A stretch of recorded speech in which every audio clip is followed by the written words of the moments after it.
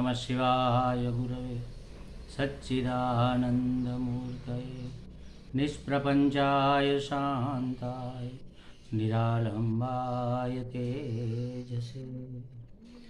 हरिओम प्रभु जी। आज के इस प्रश्न परिषद में आप सबका स्वागत है। आज का प्रश्न मोरबी गुजरात से स्वामी सत्यानंद सरस्वती जी का है। महात्मा जी ने पूछा है कि मनुष्य प्राप्त की उपेक्षा और अप्राप्त का चिंतन क्यों करता है। मनुष्य प्राप्त की उपेक्षा और अप्राप्त का चिंतन क्यों करता है। यहाँ प्राप्त से उसका मतलब ईश्वर है, ईश्वर प्राप्त ही है ऐसा उसका कहना है। उसकी उपेक्षा करता है और अप्राप्त की चिंता क्यों करता है। इसको जरा समझने का प्रयत्न करेंगे। देखो, जन्म से लेकर मृत्यु पर्यंत मनुष्य का एक गोल होता है, एक एम होता है, एक लक्ष्य होता है, एक साध्य होता है। छोटा था, बचपन में था, स्कूल में, प्राइमरी स्कूल में पढ़ता था, तब एक लक्ष्य था कि चलो मेरे मार्क्स, मेरा रैंक क्लास में फर्स्ट होना चाहिए। धीरे धीरे आगे बढ़ता गया, 10th में आया तो उसका लक्ष्य बना कि मेरा बोर्ड में, एजुकेशन बोर्ड में, पूरे स्टेट में 1 से 10 में नंबर आ जाए। फिर आगे बढ़ा, मेरा बोर्ड में 1 से 3 में नंबर आ जाए या प्रथम रैंक, गोल्ड मेडल हो जाए। कॉलेज में भी लगा कि हमें गोल्ड मेडल मिल जाए, यूनिवर्सिटी फर्स्ट आ जाए। ये छोटे छोटे छोटे छोटे गोल हैं। लेकिन अगर हम किसी से पूछे कि आपको क्या बनना है, तो हमें डॉक्टर बनना है। क्यों डॉक्टर बनना है? क्योंकि उसमें प्रेस्टीज अच्छी है और पैसे भी मिलते हैं। अच्छा, प्रेस्टीज और पैसे क्यों चाहिए? वन मोर क्वेश्चन, आप किसी को भी पूछो, आपको पैसे और प्रेस्टीज क्यों चाहिए? क्योंकि उससे सुख मिलेगा। पैसे मिलेंगे तो सुविधा आएगी, सुविधा में सुख की अनुभूति होती है। प्रेस्टीज में हमारे अहंकार की पुष्टि होती है, प्रतिष्ठा में अहंकार की पुष्टि होने से, तुष्टि होने से हमें आनंद महसूस होता है, सुख महसूस होता है। अगर हमारी प्रतिष्ठा इतनी बढ़ जाए, सब लोग हमें जान जाए और हमसे कोई गलत काम हो जाए तो छिपना मुश्किल हो जाएगा। तब हमें लगेगा कि ये प्रेस्टीज अगर नहीं होती तो हम कहीं से भी निकल लेते। तो देखो, ये दुख का कारण भी बन सकती है। जो दुख का कारण भी बन सकती है वह हमारा गोल नहीं हो सकता। उसके पीछे जो है वही हमारा गोल है। सभी इच्छाओं की इच्छा क्या है? सुख की प्राप्ति। माने कैसा सुख?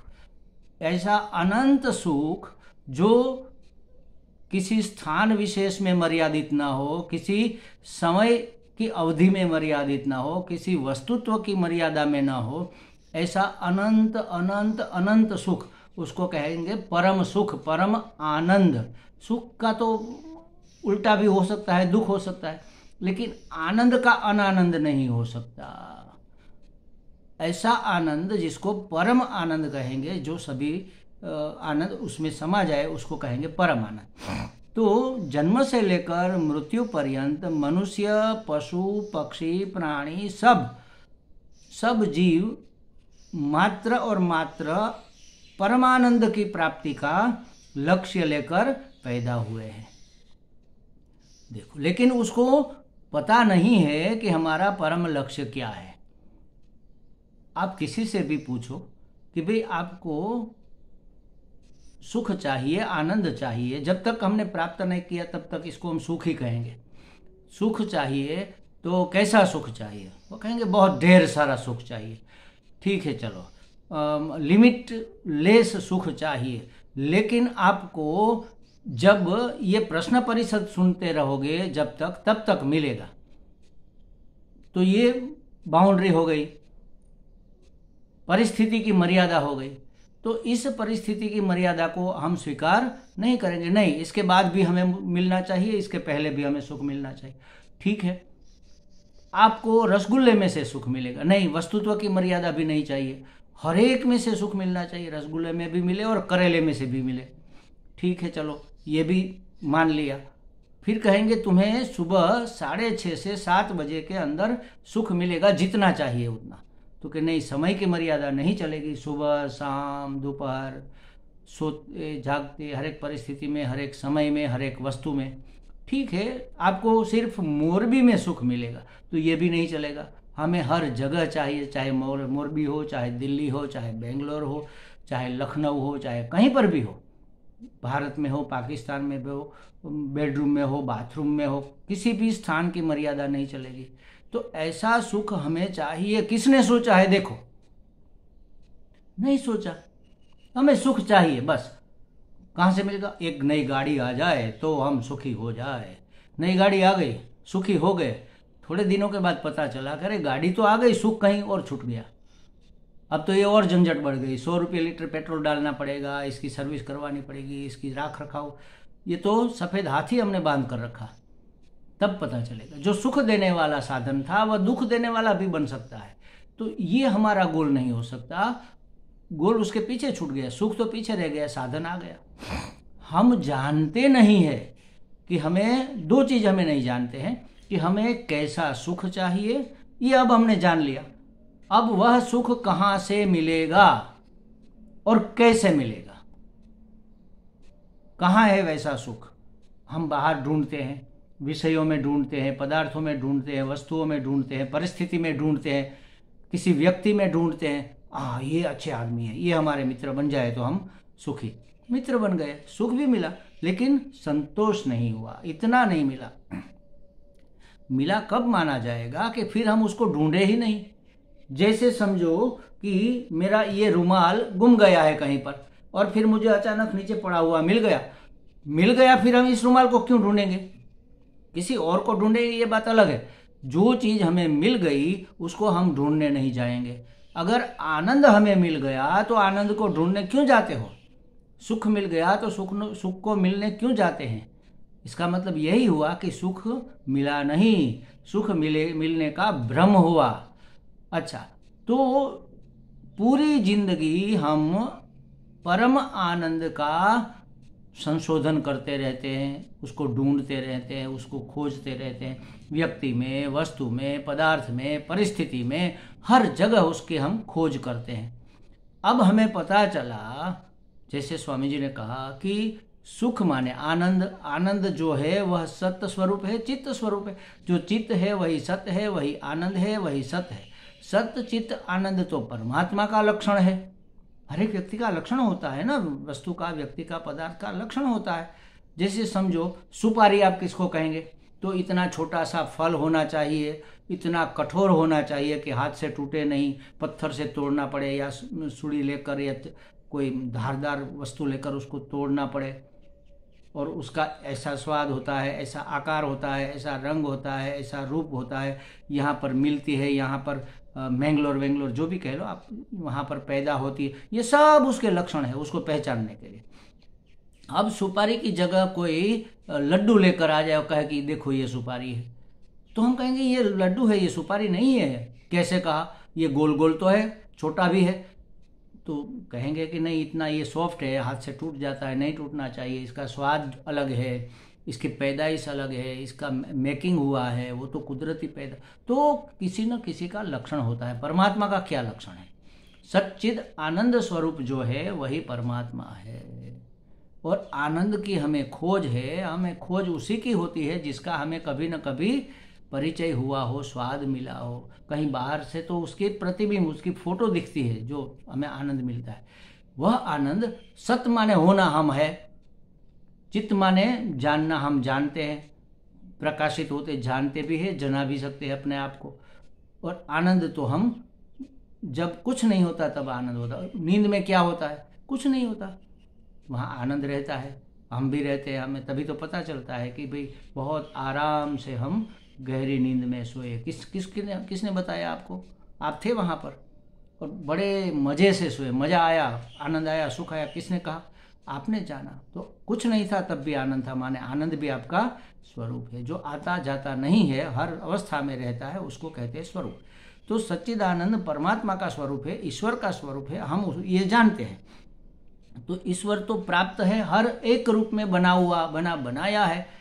हर एक वस्तु, हर एक व्यक्ति, हर एक पदार्थ वही तो बना है, उसी ने तो ये रूप लिया हुआ है। पत्थर में भी पत्थर रूप से ईश्वर ही अभिव्यक्त हो रहा है, पहाड़ में भी पहाड़ रूप से परमात्मा ही अभिव्यक्त हो रहा है, नदी रूप से ईश्वर ही अभिव्यक्त हो रहा है, मनुष्य रूप से, पशु रूप से, पक्षी रूप से, कीट पतंग रूप से वही तो अभिव्यक्त हो रहा है। तो जो प्राप्त है उसकी हम उपेक्षा कर देते हैं।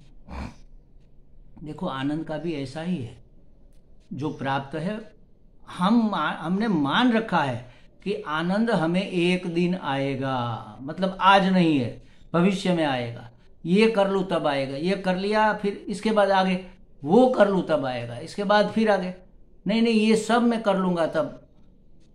महाराज हम कश्मीर जाएंगे, वहाँ बड़ा मज़ा आएगा, हरिद्वार जाएंगे, गंगा स्नान करेंगे, बड़ा मज़ा आएगा। अब निकले यात्रा पे यहाँ से, वहाँ जाकर मज़ा आएगा?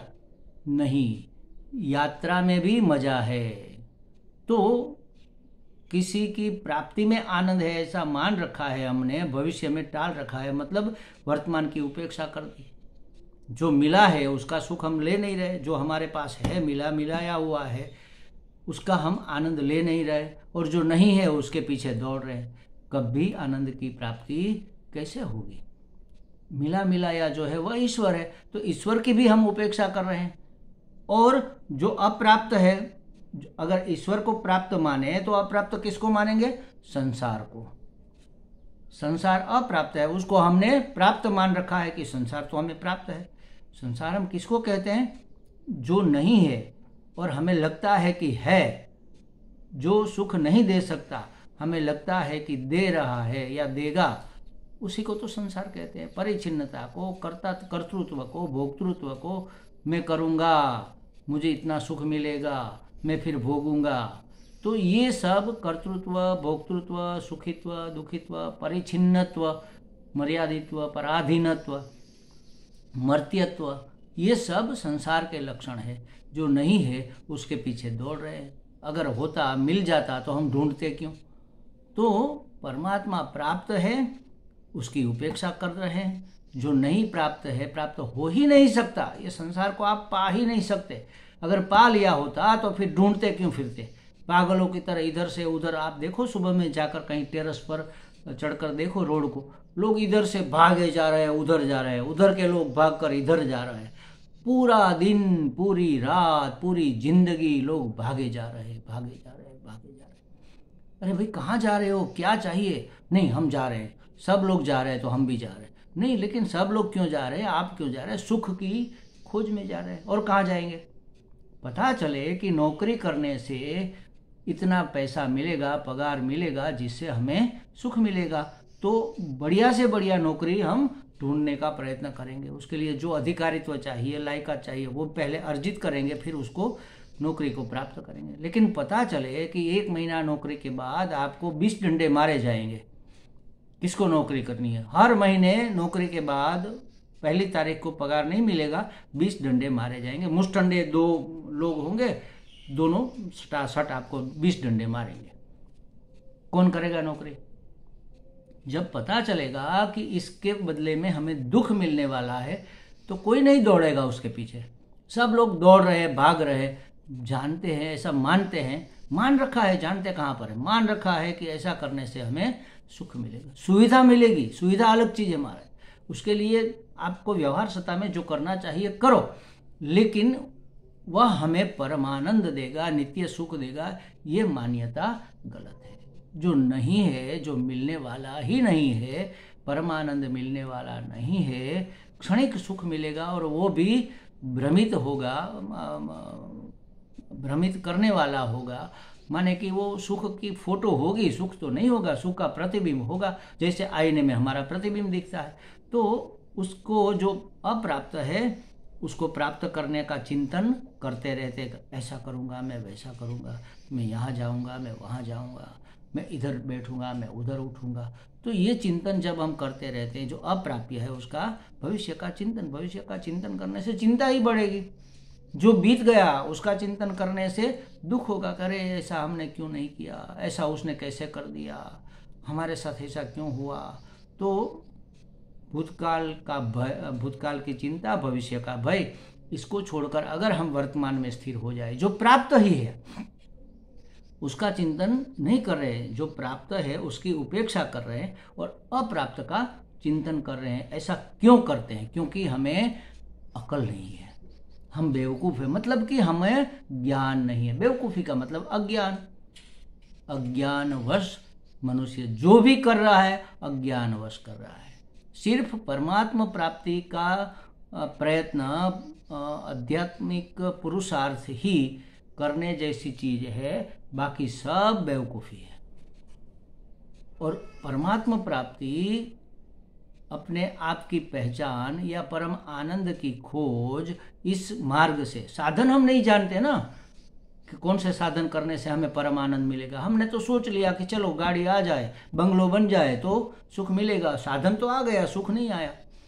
लेकिन जब हमें पता चल जाए कि इस साधन से जप तप ध्यान स्वाध्याय गुरु शरणागति, ये सब आध्यात्मिक चिंतन मनन अध्ययन, इस मार्ग से हमें अपने आप की मतलब परम आनंद की पूर्णत्व की प्राप्ति होगी, ये भान नहीं है, ये समझ नहीं है। इसलिए क्यों कर रहे हैं ये आपने पूछा है, इसलिए हम ये चिंतन कर रहे हैं। जो प्राप्त की उपेक्षा भी इसीलिए कर रहे हैं क्योंकि हमारी हमें उसकी पहचान नहीं है, और अप्राप्त का चिंतन भी इसलिए कर रहे हैं क्योंकि हमें उसकी भी पहचान नहीं है कि यह अप्राप्त है और कभी प्राप्त नहीं होने वाला है। परम आनंद इस वस्तु में, इस व्यक्ति में, इस परिस्थिति में कभी मिलने वाला नहीं है। मिलेगा वो क्षणिक होगा, क्षणिक होगा, वास्तव में वो होगा भी नहीं, लगेगा कि है बस प्रतिबिंब जैसा। आईने में कौन दिखता है? मैं दिखता हूँ। मैं, आप दिखते हो क्या? आप वहां पर हो? आईने में कौन है? अगर हम पूछे आईने के सामने खड़े रहकर कि आईने में कौन है, तो जवाब क्या होगा? आईने में मैं हूँ। अगर मैं वहां पर हूँ तो यहाँ पर कौन है? यहाँ पर भी मैं हूँ, दो में तो हो नहीं सकता। तो मतलब वो मैं जैसा प्रतिबिंब है। तो सुख जैसा प्रतिबिंब संसार के विषयों में हमें दिखता है। ये अकल नहीं है, ये भान नहीं है, ये समझ नहीं है, इसलिए अप्राप्त के पीछे दौड़ते रहते हैं। जो प्राप्त होने वाला ही नहीं है उसी को अप्राप्त कहेंगे। आज अप्राप्त है, कल प्राप्त हो जाएगा, इसको अप्राप्त नहीं कहते अध्यात्म की भाषा में। अप्राप्त का मतलब कभी प्राप्त नहीं होने वाला, उसके पीछे दौड़ते हैं। और प्राप्त का मतलब जो मिला मिलाया है उसकी उपेक्षा करते हैं। मिला मिलाया ईश्वर है, परमात्मा है, परम आनंद है, सच्चिद आनंद है। और जो नहीं मिलने वाला वह नाम रूप है। सच्चित आनंद माने सत माने होना है। जैसे कि ये रुमाल, इसको है तो हम कहना ही पड़ेगा, है पना तो है इसमें। कैसे पता चला? दिखता है, प्रकाशित हो रहा है, मतलब चित्त, इसमें सत भी है, इसमें चित्त भी है। और क्यों रखा है? कोई ना कोई उपयोग होगा, वरना क्यों इसको संभाल कर रखते, फेंक देते कहीं पर।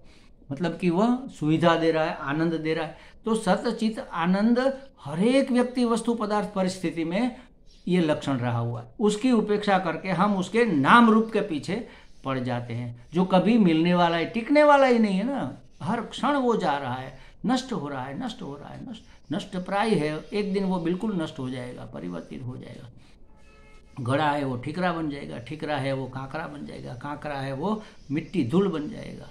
परिवर्तन हो ही जाएगा, घड़ा कहीं पर रहेगा ही नहीं।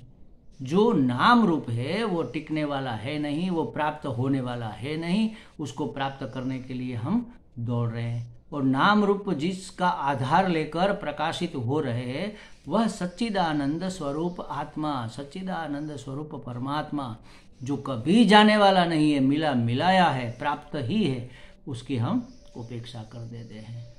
हमें लगता है स्वामी सत्यानंद जी को संतोष हो गया होगा। ये तो महात्मा लोग हैं, हमें मौका देने के लिए, हमारा चिंतन बढ़े इसलिए प्रश्न करते हैं। वास्तव में तो वे सब जानते ही होते हैं। हरि ओम।